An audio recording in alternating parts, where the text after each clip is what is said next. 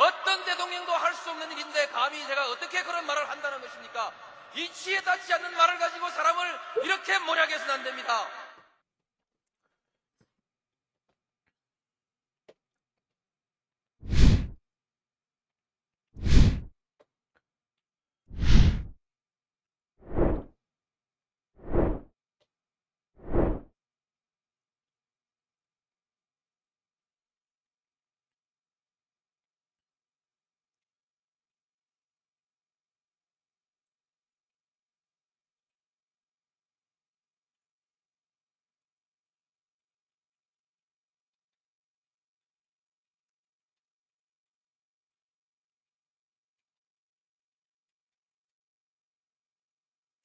네, 오밤중의 뉴스 함께하고 계신 지금 시각 11시 42분입니다. 평소보다 많이 늦었네요. 자, 평소보다 늦었으니까 빨리빨리 진행을 하겠습니다. 자, 제가 오늘 준비한 첫 번째 주제부터 보여드릴게요. 오늘 제가 준비한 첫 번째 주제는요. 이동관 아들 학폭 사건과 하나고 입시 비리입니다. 자, 이동관 아들의 학폭 사건과 하나고 입시 비리는 무슨 연관이 있을까요? 보통 특별한 연관이 없지 않을까라는 생각도 많이 하실 겁니다. 그런데요, 제가 확인해 본 바로는 매우 밀접한 연관이 있습니다. 어떻게 보자면 하나고 입시 비리라는 것이 존재하기 때문에 이동관 아들의 학폭 사건이 생기지 않았느냐. 이 하나고 입시 비리가 이동관 아들 학폭 사건에 어떻게 보자면 환경, 배양토 역할을 하지 않았는가라는 생각도 사실은 들어요. 왜 그러냐? 자, 이런 겁니다. 자, 아시다시피 어제, 오늘, 그제부터 언론지상을 떠들었던 내용입니다. 이동관이 돌아온다죠. 원조 핵관, 원조 MB계 이동관이 돌아온다라는 겁니다. 매운맛 버전 MB 시즌2 예고편이다. 이런 어떻게 보자면 섬뜩한 제목까지 달고 있습니다. 한편으로는 좀 이해가 안 돼요. 윤석열이 이명박을 감옥에 쳐넣은 사람이잖아요.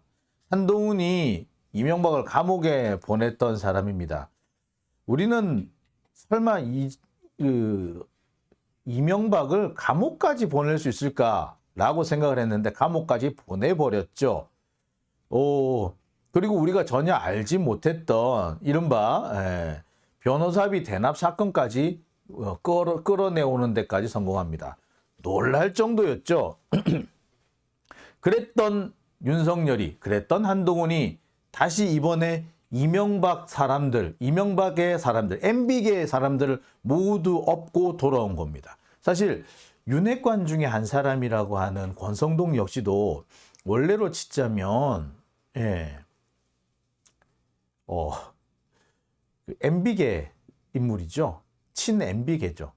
그런 거 보면은 지금 윤석열 정권에서 권력을 장악하고 있는 사람들 대다수는 결국에 MB계에 뿌리를 두고 있는 사람이다 라고 볼 수 있을 것 같습니다. MB계에 뿌리를 두고 있는 사람 플러스 검사들 이렇게 봐도 과언은 아닐 것 같아요. 물론 윤석열도 그런 말을 했죠. 자기들이 지가 볼 때 MB가 제일 쿨했다 이런 말을 했기 때문에 이런저런 거 합쳐서 보면 자 그놈이 그놈이구나 그럴 수밖에 없었겠구나 라는 생각할 수밖에 없습니다. 여하튼 이동관이 방송통신위원회 위원장으로 돌아온다는 것이 거의 기정사실화되어 있습니다. 자, 그러자 갑자기 온갖 폭탄이 터지기 시작하죠. 이동관 아들의 학폭 사건입니다. 침대에 친구를 눕혀놓고 밟았다. 이런 얘기까지 나오고 있는데 제가 확인한 바로는 이거는 상당히 약과인 편에 속하더라고요. 그 외에 진술서에 차마 공개할 수 없는 진술서 내용도 제법 있고요. 이 정도, 그러니까 눕혀서 밟았다 정도가 아니라, 깔려서 피해자는요, 생명의 위협을 느꼈다는 얘기까지 들려요.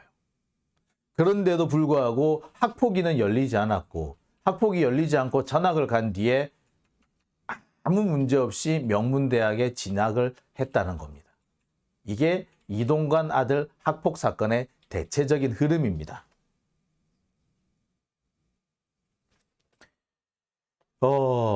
문제는 이 이동관 아들 학폭 사건이 2011년인가 벌어진 사건이죠. 당시 이동관은 청와대의 홍보수석인가 뭐 그랬을 거예요. 청와대 수석이었어요. 왕수석이었어요. 그러니까 아들이 그렇게 난동을 부리더라도 아무도 제지를 할 수가 없는 그런 상황이었던 걸 수도 있습니다. 이 이동관 아들의 학폭 사건은요, 몇 년간 지하로 물밑으로 가라앉아 있습니다. 그러다가 2015년 우연한 기회에 외부로 알려지게 됐죠. 그 계기가 된 것이 바로 하나은행 입시 비리 사건입니다. 하나은행 입시 비리 사건을 거론하는 와중에서 이 이동관 아들 학폭 사건이 불쑥 튀어나오게 되죠. 그때도 한번 난리가 났었습니다. 자, 그런데 그게 유야무야 덮어지는가 싶더니 2017년에 다시 한번 언론 지상을 장식하게 됩니다. 이유인즉슨 입시 비리 사건으로 여러 가지 고소 고발을 당했던 하나고등학교가 2016년, 2017년 두 해에 걸쳐서 고소 고발 당한 것 모두에 대해서 순차적으로 무혐의 처분을 받습니다. 그러면서 다시 한번 하나고등학교 입시 비리 문제와 이동관 아들의 이 학폭 문제가 불거지게 되는 거죠. 이게 이동관 아들 사건과 이 하나고등학교 입시 비리 사건이 각각 별개의 사건임에도 불구하고 희묘하게 얽혀드는 이유가 되는 겁니다. 한편으로 보면은 이게 겉으로 보면은 각각의 사건이라고 할 수 있으나 사실 뿌리로 들어가면 한 뿌리다라고 봐도 과언은 아니에요. 하나고등학교가 온갖 비리와 특혜를 바탕으로 인허가를 받고 설립허가를 받은, 그래서 출범하게 된 그런 학교이거든요. 그 배경에는 이명박이라는 든든한 백이 있었을 겁니다. 그리고 그 이명박이라는 든든한 백을 이어주는 사람이 바로 이동관이었던 거죠. 그러니까 내가 이 학교를 만드는데 우리 아빠가 아니었으면은 이 학교를 못 만들었어. 그리고 얼마나 얘 어깨에 힘이 들어갔겠습니까? 얼마나 그 어깨에 들어간 힘으로 동료들, 친구들을 괴롭혔을까요? 바로 그 부분인 거죠. 그래서 이동관 아들의 학폭 사건은 한편으로는 하나고 입시 비리, 아니 하나고등학교 인허가 비리와 이어진다는 겁니다. 자,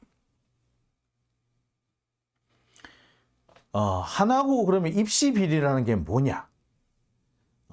결국에 뭐냐면 성적이 나쁜 학생이 합격을 하고 성적이 좋은 학생이 탈락을 했다는 겁니다. 왜? 내신이 더 낮은 학생이 그러니까 면접 평가에서 좋은 점수를 받고요. 성적이 더 좋은 학생이 평가에서 낮은 평가를 받습니다. 결국 그러면서 학생이 떨어지게 되죠. 그러니까 합격자가 뒤바뀐 거죠. 하나고등학교 입시 비리 사건은요, 당시에는 그렇게 알려졌었습니다.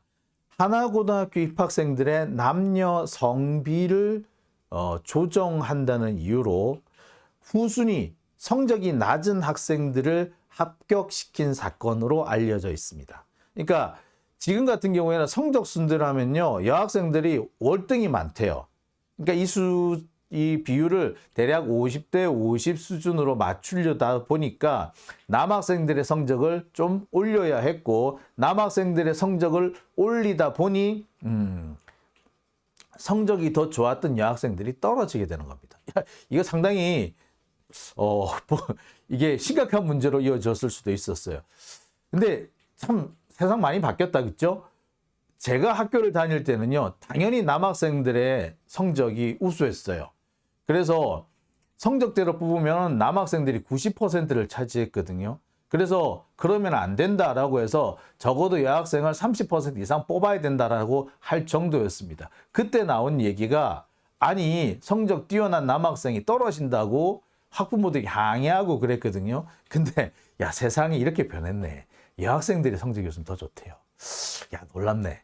아이 참 격세지감을 느끼네요. 여하튼 간에 당시 이 하나고 입시 비리 사건은 바로 이 성비 조정을 위해서 성적이 좋은 학생들을 떨어뜨렸다. 이게 일단 발단이었습니다. 자, 이거는 이 하나고등학교 입시 비리 사건 같은 경우에는 이게 우연한 기회에 들통이 나게 됐죠.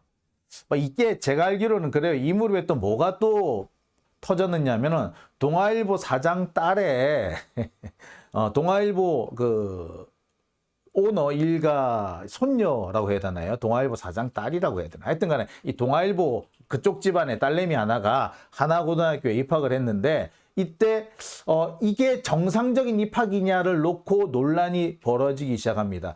그러다가 이것이 하나고 입시 비리 문제로 터지고 더 나가서 하나고등학교가 자립형 사립고로 인허가를 받는 와중에서 엄청난 특혜와 비리가 있었다까지 불거지게 되는 거죠. 그게 바로 서울시의회 하나고등학교 행정사무감사를 통해서 많은 내용들이 공개가 됩니다. 폭로가 되죠. 잇따라 불거지게 된 비리 의혹, 그리고 신입생 선발 과정, 인허가 과정, 설립 과정 모두에 문제가 있고 모든 과정에서 특혜와 특혜의 특혜가 제공됐다라는 의혹이 불거지기 시작합니다. 이것이 바로 하나고등학교 사태의 시작이었던 거죠. 자, 이 하나고등학교 사태 그렇게 해서 이게 어떻게 진행이 되느냐. 야, 이게 생각보다 상당히 좀 심각해졌어요. 자, 입시 비리 사건이 이 출발점이 됐지만 결국에는 이것이 학폭 사건 그리고 설립 과정에서의 인허가와 각종 특혜 의혹까지 번지게 됩니다. 당시 이 보도 내용을 보시겠어요. 네.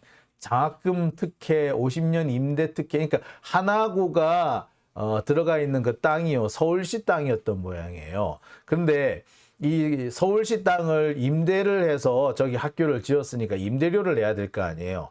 그런데 그 임대료를 엄청 싸게 깎아줬다라는 거지.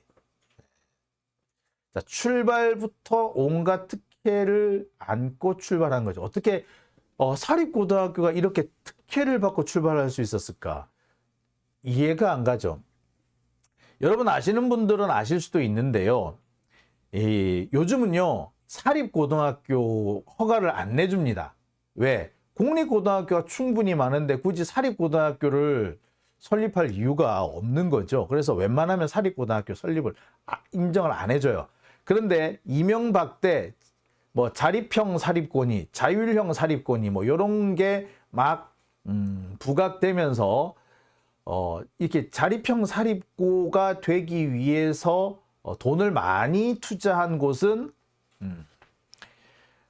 사립학교 허가를 내주겠다. 뭐 이런 정책이 잠시 시행이 됩니다. 그 결과 나온 거의 최초의 학교가 이 하나고등학교죠. 뭐 민족사관고도 있고 상산고도 있고 뭐 있습니다만 그런 학교들은 사실은 처음부터 이미 만들어져 있던 사립학교 중에서 자립형 사립학교로 전환이 된 사례인데 요 학교들은 뭐다? 처음부터 이명박 정권의 이 교육 정책에 맞춰서 만들어졌고 거기에 맞춰서 출발하는 바람에 상당한 특혜를 안고 출발을 한 그런 학교들이었던 겁니다. 이게 2015년에 엄청 문제가 됐었어요. 그러니까 하나고등학교가 만들어지고 난 지 한 4년 정도 4, 5년 정도 지나고 난 다음에 본격적으로 각종 비리 의혹이 터진 거죠. 그러니까 이동관 아들 역시 보면은 하나고등학교가 창립할 때, 설립할 때, 그러니까 개교할 무렵에 이제 아마 입학한 친구 같은데, 그러니까 어깨에 더 힘이 들어갔을 수밖에 없지 않을까. 아니, 하나고등학교가 만들어지는데 이동관, 아니, 이명박 정권의 힘이 너무나도 컸으니 그 정권의 실세인 이동관 아들이라면 목소리가 클 수밖에 없었고 학교에서 이렇게 뻐기고 다녔던 겁니다. 그 뻐기고 다니는 것이 결국에는 뭘로 이어졌다? 학교 폭력으로 이어졌다. 이렇게 볼 수밖에 없는 거죠. 그래서 제가 앞에서도 계속 반복해서 말씀드립니다만 하나고 비리와 학폭 사건은 하나로 이어져 있다.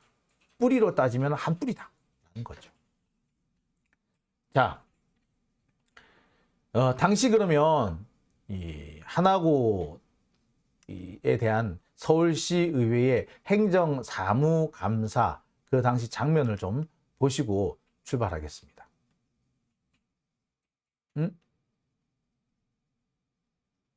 하하, 이런.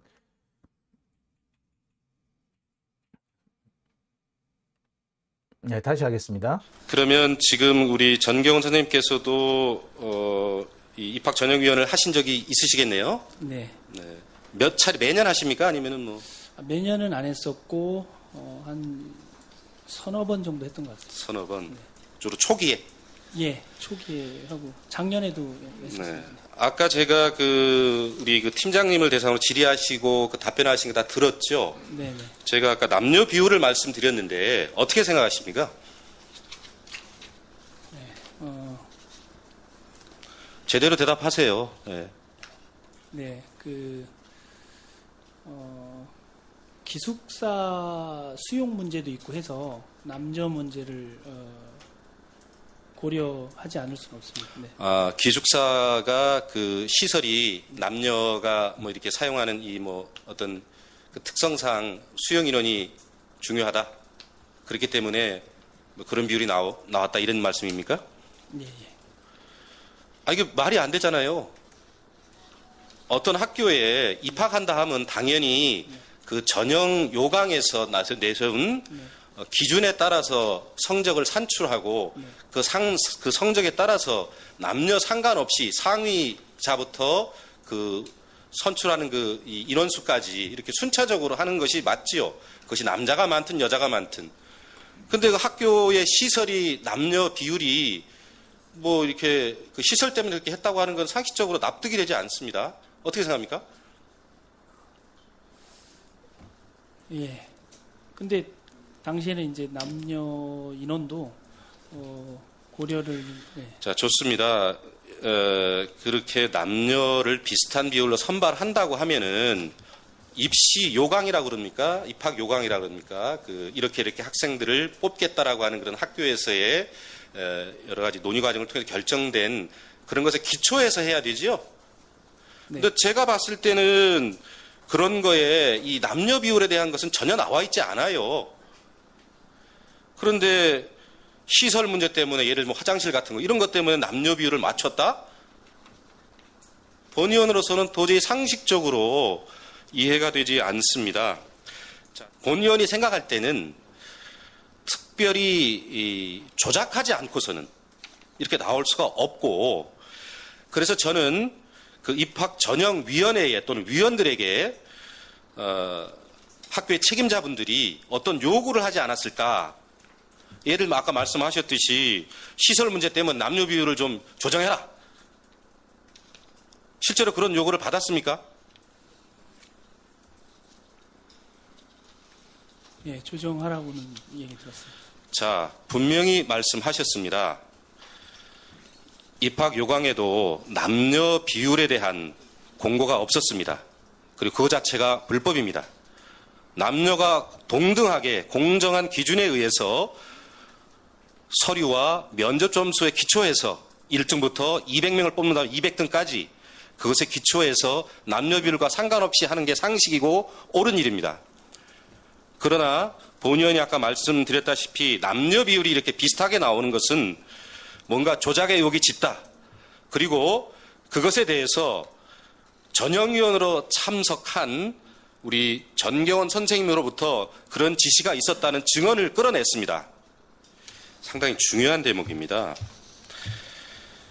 자, 그러면 성적 조작이라고 하는 정의를 볼 때 저는 두 가지로 해석을 합니다. 하나는 예를 들면 순위에 들어있지 않은 그런 학생을 예를 들면 비율을 조정해서 순위 합격권에 넣는다든가 이것도 조작이고, 원 데이터를 수정을 해서 그 대상자가 상위에 올라가서 또 합격권에 들어가는 이런 것도 성적 조작. 이 성적 조작도 유형이 여러 가지가 있을 수 있는데, 자, 그럼 구체적으로 한번 여쭤보겠습니다. 아까 그 지시를 받았다고 했는데, 자, 그러면은 보통 그 입학 전형위원회가 보면은 서류 전형도 하고 면접 전형도 하지요. 네. 두 단계로 하지요. 네네. 두 단계 끝나고 나서 이제 최종적으로 데이터를 정리해서 이제 합격권에 드는 학생들을 선정할 텐데, 자, 그럼 좀 더 구체적으로 여쭤보겠습니다. 아까 성비 조작에 대한 부분을 말씀드렸는데, 1단계, 2단계 좀 먼저 1단계 서류 전형에 여쭤볼게요. 뭐 이런 조작은 뭐 각 단계사 이루어질 수 있기 때문에 아마 그 입시 전형위원들에게 서류 전형 단계에서 좀 어떤 이 성비 조절 뭐 이런 부분에 대한 지시가 있었습니까? 통상 이제 전형을 치르다 보면 그 마지막 단계에서 그 기숙사 수용 문제 때문에 네. 남녀를 조정하게 되면 네. 그 조정의 폭이 커지기 때문에 네. 서류 심사할 때 네. 남학생들 같은 경우는 조금 더 기준을 이렇게 좀 후하게 잡아라 뭐 이런 이야기는 있었습니다. 그러니까 이미 그 다 성적이 나온 다음에 다시 그것을 보정하려면은 힘드니까 아예 그 서류 전형 1단계 같은 경우 그 전형 단계에서 남학생들에게는 좀 더 배려를 해라. 네. 뭐 이러한 지시가 있었다는 거죠.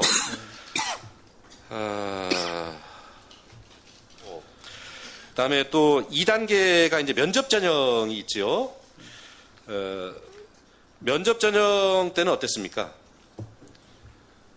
면접을 마무리하면 서류 전형과 이제 면접 점수를 합산해서 아까 그 이혜선 팀장이 말했듯이 그 합산 점수로 된 엑셀 파일을 놓고 거기서 이제 성비 조절을 합니다. 자, 좋습니다. 그러면은 아예 서류 전형 단계에서도 우리 남학생들에 대한 좀 그 배려 이런 부분들이 지시가 있었고, 2단계 면접 전형하고 최종 합격을 발표할 때 그때 또 원데이터에 대한 좀 어떤 또 뭐 예를 들면 조작 지시 이런 부분이 있었다 이렇게 분명히 말씀하시는 거죠. 네. 남학생을 당선권으로 올릴 때 순차적으로 합니까? 아니면 다른 어떤 어떤 배려사항이 고려되어서 조정이 됩니까? 두 가지 경우가 다 있는 것 같습니다. 순차적으로 보정을 해서 올릴 때도 있고요. 네, 또 그렇지 않더라도 위원들이 판단을 해서 네, 그 아이의 역량이 우수한 것 같다 그러면 네, 보정 점수를 주어서 네. 합격권 안에 들어가게 이렇게 했습니다. 이미 그 정상평가와 면접 점수가 합계된 점수 안에는 모든 점수가 있을 텐데 성비 조정을 위한 그 보정 점수를 준다는 건 그러면 그 순차적인 점수 외에 그 순위권 밖에 있는 학생이 보정 점수에 의해 합격권으로 조정되기도 하는 거네요. 네, 그렇습니다. 그러면 기존에 했던 면접 점수표라든지 이런 거는 그럼 다시 보정 작성합니까? 현장에서? 예, 그 작업을 마친 뒤에 작성을 합니다. 그럼 면접 평가가 끝난 뒤에 특정 학생을 위한 면접 그 보고서가 별도로 작성돼서 보정 점수가 올라간다는 결론을 내릴 수 있겠는데요. 엑셀 통상 저희가 이제 선발 작업을 할 때 네. 제가 이제 대학에서도 입학 사정관으로 근무를 했었는데 네. 엑셀 작업을 먼저 다 하고 그 엑셀 작업에 의해서만 그냥 마무리가 되는 통상은 것이 되지요. 일반적이고 네. 이제 그런 게 보정 작업을 했을 때는 네. 보정 결과에 맞춰서 네. 서류를 정리를 하는 겁니다. 그거는 나중에 특별한 조사를 할 경우에 언제 어느 컴퓨터에서 몇 시에 조작이 됐는지는 조사 결과에서 나올 것이라고 유추됩니다. 수고하셨습니다. 들어가 주시기 바랍니다. 근데 이렇게 좀 뭐 이런 방향으로 이렇게 좀 조작을 해라 또는 점수를 더 줘라 이렇게 했을 때 나름대로 이 상식적인 어떤 전형위원이라고 본다면 당연히 좀 반발이 있었을 것 같아요. 그냥 무조건 따랐습니까? 좀 반발도 있지 않았어요? 전형이 다 분명하게 좀 얘기하세요. 예. 전형이 다 마무리되면은 전형위원들은 그 서류에 대해서 서명을 해야 됩니다. 네. 그런 과정에서 이제 몇 분 선생님들께서 이의 제기를 하셨었고 서명을 거부했던 선생님도 있었습니다. 그러니까 본인의 의사와 다르게 순위가 뒤바뀌고 한 그것에 대한 최종 서명 과정에서 도저히 받아들일 수 없어 서명을 거부한 분도 계시고 어쨌든 문제 제기를 했다 이거죠. 네. 자, 좋습니다. 그러면은 아까 그 지시 내지는 뭐 이런 어떤 압력을 했다 이렇게 말씀했는데 누가 그랬습니까? 이 자리에 계신 교장 선생님이세요? 교감 선생님이세요? 아니면 이사장이세요? 자, 여러분 어떻게 보셨습니까? 당황스럽고 황당하지 않으십니까? 저는 이걸 보면서 되게 당황하고 황당했습니다. 그러니까 하나고등학교 입시 비리가 단순히 남학생들하고 여학생들의 성비를 좀 맞추겠다라는 그런 의도인 것이 아니라 자신들의 입맛에 맞는 학생들을 뽑기 위해서 명분을 성비 조정이라고 들었을 뿐 실제로는 자신들의 입맛에 맞는 학생들을 뽑으려 했던, 어떻게 보자면 특혜를 주려고 했던 게 아닌가라는 의혹을 지울 수가 없어요. 여러분들 아마 좀 많이 느끼셨을 거예요. 이게 무슨 입시야. 그러니까 아니 성비 조정이라고 그러면 200명이 신입생이니까 뭐 200명 신입생 중에 뭐 여학생이 150명씩 된다. 아이 그럼 조금 줄여서 한 130명만 하고 70명은 남줘라. 요 정도면 글쎄 겨우 받을 수 있을까 말까 정도인데 지금 보면은 그게 아닌 거예요. 그 수준은 훨씬 뛰어넘고 성적 조작을 했을 뿐만 아니라 애시당초에 면접에서도 남학생들보다 특정 학생들한테 후하게 점수를 줬고 더 나아가서는 그 나중에 이 합격자를 뒤바꾼 것이 문제될 것을 대비해가지고 서류 조작까지 했다라는 거잖아요. 여기서는 남학생, 여학생 얘기가 나오는데 실제로 제가 알기로는 그래요. 이 중에는요, 남학생도 성적이 괜찮은데 떨어진 학생이 있다는 걸로 제가 들었어요. 그래서 단순히 성비 조정을 하려고 맞춘 게 한 게 아니라 자신들의 입맛에 맞는 어떻게 보자면 사회 지도층, 아니 권력층한테 혜택을 주기 위한, 권력층 자녀들을 입학시키기 위한 명분을 삼은 것으로 저는 그렇게 보고 있습니다.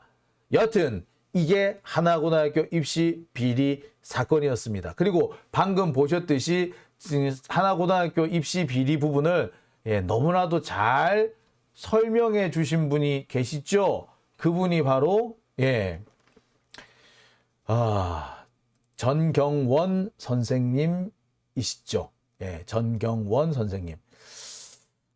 제가 볼 때는 참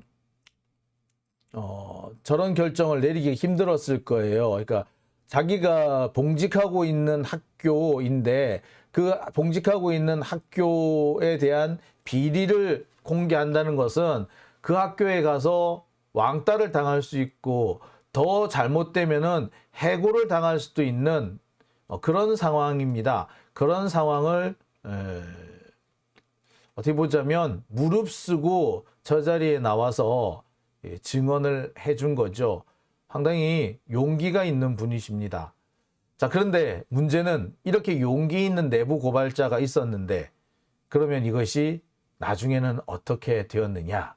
결국에 그러면 이게 하나고 비리가 바로 잡혔느냐? 아니라는 게 문제겠죠.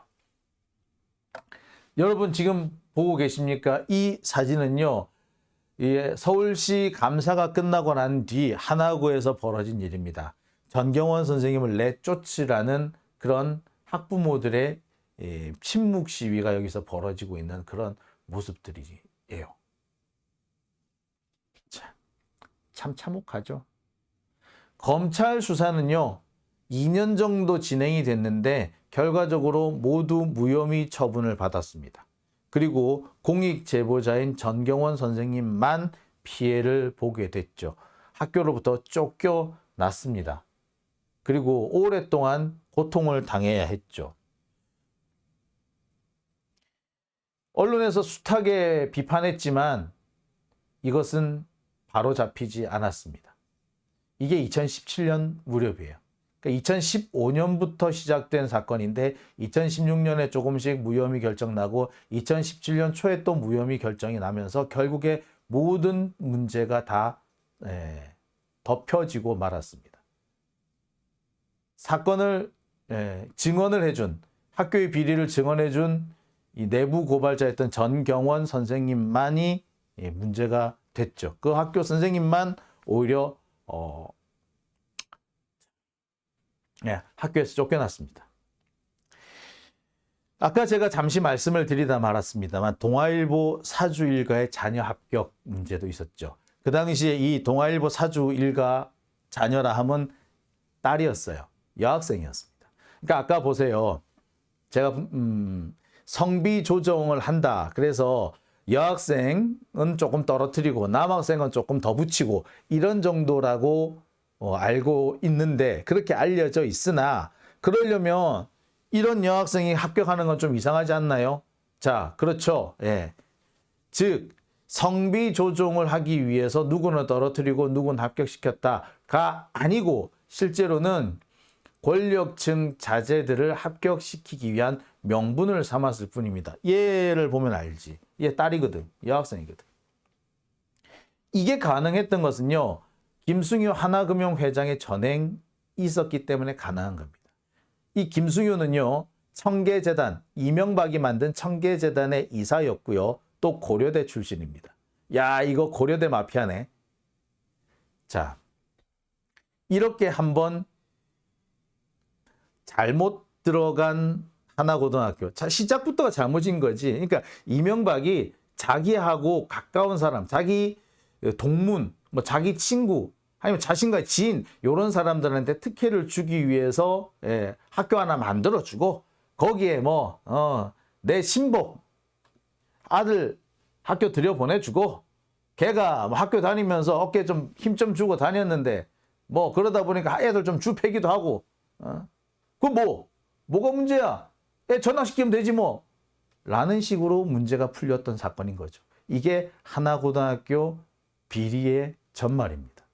그래서 제가 앞서 말씀을 드렸듯이 이동관 아들의 학폭 사건은 빙산의 일각이자 어떻게 보자면 표면적인 것일 뿐 실제 그 내부로 들어가면은 이런 비리 구조, 가진 자들끼리 서로 얽히고 설키고 서로 특혜를 주고받는 그런 구조가 숨어 있다라는 거지. 이게 바로 그겁니다. 어쨌거나 이 전경원 선생님 내부 고발을 했고 학교의 비리를 증언해 준 이 선생님은요. 결국 학교로부터 해임당합니다. 참 그렇죠. 열받죠. 예, 보세요. 예, 이 선생님 이렇게 해임당해버립니다.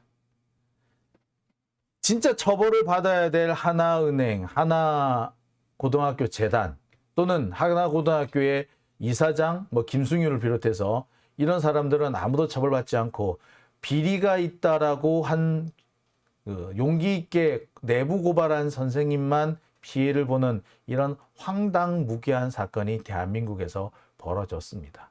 이 과정에는 뭐가 포함이 돼 있다? 예, 검찰이 포함되어 있는. 참 황당합니다. 그죠? 바로 이런 겁니다. 검찰이 정의 운운하지만 검찰이 말하는 정의는 매우 선택적인 정의. 기득권층에는 웬만하면은 칼을 들이대지 않는 정의. 기득권에 도전하는 새로운 신진 세력에 대해서만 칼을 들이대는 정의인 겁니다. 마치 저는 이런 생각을 해본 적이 있습니다. 조선시대 중기로 넘어가면서 이 중종 무렵, 이 무렵으로 들어가면은 일종의 살인파들이 많이 등장을 하죠. 살인파들이 새로운 세력으로 등장을 합니다. 그 살인파가 새로운 세력으로 등장할 때 훈구파들이 이 살인파들을 엄청 탄압하죠. 그 과정에서 생긴 게 이른바 사화입니다. 사화. 마치 지금은 훈구파들이 살인파들한테 사화를 일으키듯이 탄압을 하고 있는 시대가 아닌가라고 생각이 좀 드네요. 지금 우리한테 벌어지고 있는 이 많은 것들, 아니 진짜 나쁜 놈들은 저놈들인데 왜 우리는 사소한 꼬투리 하나 물려가지고 사람 하나 완전히 바보 되고 병신 되고 이런 일이 벌어질까? 왜 우린 이런 일 자꾸 당해야 될까? 예, 역사적으로 늘 그래 왔습니다. 신진 세력을 짓밟는 가장 좋은 방법은요, 사실은 도덕성이었어요. 예? 그러면서 훈구파들이 야 신진세력 니들도 별거 없네 라는 식으로 해왔던 거예요. 그게 역사적인 역사적으로 계속 반복돼 왔어요. 예. 문제는 여기서 신진 세력들이 꺾이면 안 된다는 거죠. 예. 우리도 꺾여서는 안 됩니다. 살인파가 훈구파한테 꺾여서 결국에는 일종의 훈구파의 한 족속으로 흡수돼 버렸는데, 그래서 조선이 새로운 나라가 되는 것에 실패를 해버렸죠. 개혁에 실패를 해버렸는데, 자, 우리가 그런 꼴을 안 당하려면 우리는 더 열심히 싸워야 되지 않을까. 마치 이 사대부가 고려 문벌 귀족들을 무너뜨리고 조선이라는 새 나라를 세우듯이 우리도요, 이 기득권 세력들을 무너뜨리고 정말 새로운 나라를 세워야 될 때가 오지 않았는가라는 생각을 해봅니다. 자, 오늘 제가 준비한 첫 번째 주제는요, 하나고등학교 비리 사태입니다. 이동관 학폭 사건이라고 우리가 알고 있지만 실은 그 이면에는 하나고등학교의 비리 구조가 있었다. 그리고 하나고등학교의 이 비리 구조라는 것은 우리나라 기득권층의 서로 끼리끼리 헤쳐먹는 구조더라 라는 겁니다. 첫 번째 주제는 여기까지 합니다. 자, 이어서 두 번째 주제로 넘어갑니다.